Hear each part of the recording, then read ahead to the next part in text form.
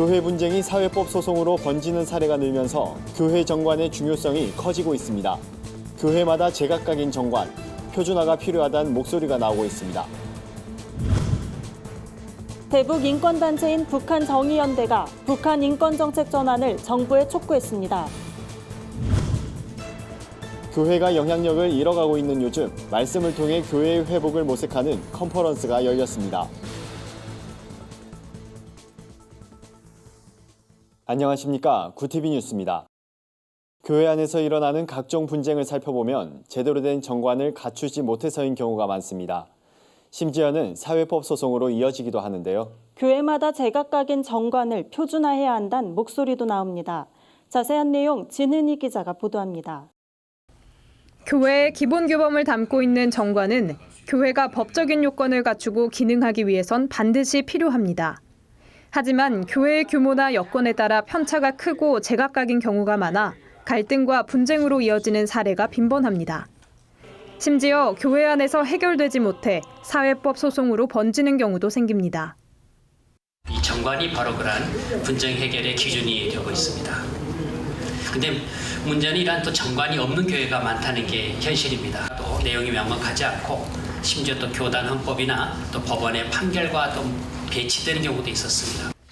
때문에 교회가 법적인 실체로 인정받고 각종 갈등과 분쟁을 예방하기 위해서는 교회 정관의 표준화 작업이 필요하다는 목소리가 나오고 있습니다. 한국교회 법학회에서는 간담회에서 나온 사항들을 토대로 한국교회 표준 정관을 완성해 배포할 계획이라고 설명했습니다. 표준 정관이라고 하는 것은 여러 각 교단의 정관들을 모아가지고 공통점을 저희가 분석을 하고 정관의 각 조항들이 과연 법적으로 효력이 있느냐 하는 것들을 전문가들이 검토를 해서 표준 정관을 제시합니다. 한국교회 법학회가 마련한 간담회에선 대형교회 세습 논란에 따른 목회자 청빙 문제, 위임 목사와 종교인 과세 관련 정관에 대한 논의의 필요성도 제기됐습니다.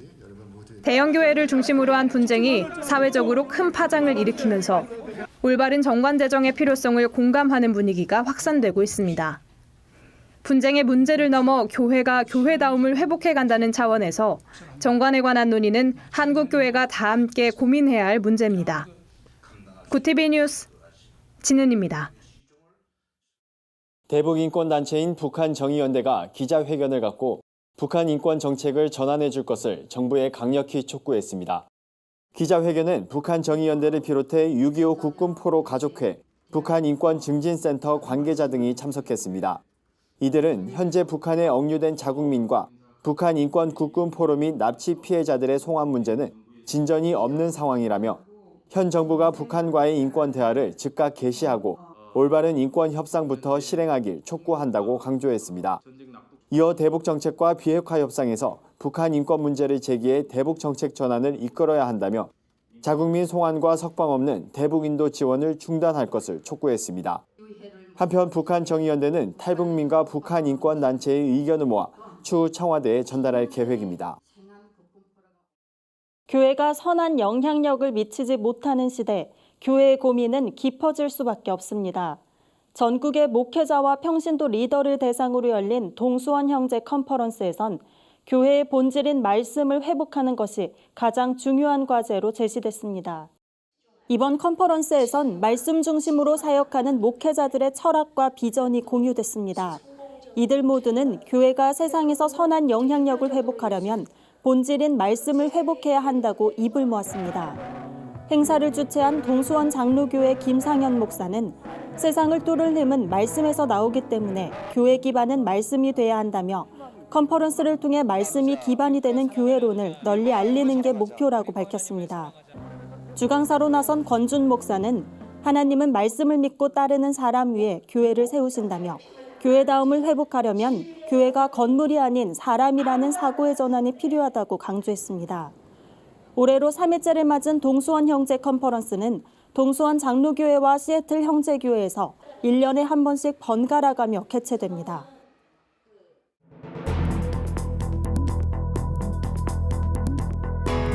세계 곳곳의 주요 소식을 살펴보는 시간입니다. 최근 진행된 유럽의회 선거에서 유명 요리사와 코미디언 등 다양한 이색 경력의 소유자들이 대거 당선돼 관심을 끌었습니다.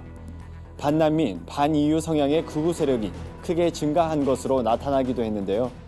자세한 소식 윤인경 기자가 전해드립니다. 가디언에 따르면 미국 프로농구 NBA 출신인 리투아니아의 사루나스 마르시울리오니스가 처음으로 유럽 정치계에 발을 들여놓게 됐습니다. 농민 녹색연합을 대표한 그는 이번 선거에서 12%의 지지를 받았습니다. 방송에 다수 출연하는 유명 요리사 사라 비너도 오스트리아 녹색당 소속으로 당선됐습니다. 이번 유럽의회 선거의 유권자는 4억 2천만 명으로 잠정 투표율이 50%를 넘어 20년 만에 가장 높은 투표율을 기록했습니다. 이혼 전 최소 4년의 별거 기간이 필요한 엄격한 이혼 법률이 있던 아일랜드에서 국민투표로 관련 법이 폐지됐습니다. CNN에 따르면 아일랜드 유권자 10명 중 8명이 이혼 신청 조건을 완화시키는 데 찬성했습니다. 의회는 이번 투표 결과에 따라 새로운 이혼 관련법을 제정해야 합니다. 찰리 플래너건 법무부 장관은 파탄 지경에 놓인 가정의 자녀들이 겪을 트라우마를 줄이기 위해 관련 법안을 신속히 처리할 계획이라고 밝혔습니다. 한편 아일랜드는 전통적인 가톨릭 국가지만 최근 동성결혼과 낙태를 합법화하는 등 급격한 변화가 일고 있습니다. 동화 피터팬의 작가 제임스 베리가 어린 시절을 보낸 스코틀랜드의 낡은 저택이 어린이들을 위한 공간으로 새롭게 태어납니다. 가디언은 스코틀랜드 남부에 위치한 모트브레 하우스가 국립 어린이 문화센터로 내달 1일 문을 연다고 보도했습니다. 이곳은 제임스 베리가 피터팬 이야기의 영감을 얻은 장소로 알려지는데요. 건물은 8년간 공사를 거쳐 3층 규모의 널찍한 정원이 딸린 모습으로 탈바꿈했습니다. 센터 관계자는 방문객들이 후크 선장의 해적선과 나무 위의 집을 둘러보며 마치 피터팬 이야기 속에 들어온 듯한 경험을 할 수 있을 것이라고 소개했습니다. 200개가 넘는 코카인 봉지를 삼켜 운반하려던 일본인 남성이 비행기 안에서 숨졌습니다. AFP 통신에 따르면 지난 24일 멕시코시티를 출발해 일본 도쿄로 향하는 아에로 멕시코 비행기 안에서 한 일본인 남성 승객이 이륙 직후 갑자기 경련을 일으키다 사망했습니다. 부검 결과 사망자의 위와 장에는 코카인이 든 길이 2.5cm, 폭 1cm의 봉지 246개가 가득 차 있었습니다. 세관 단속을 피하기 위해 비닐봉지에 담긴 코카인을 삼킨 채 이동하는 건 흔한 마약 운반 수법입니다. 멕시코 사법당국은 코카인의 유통 경로를 추적하기 위한 수사에 착수했습니다.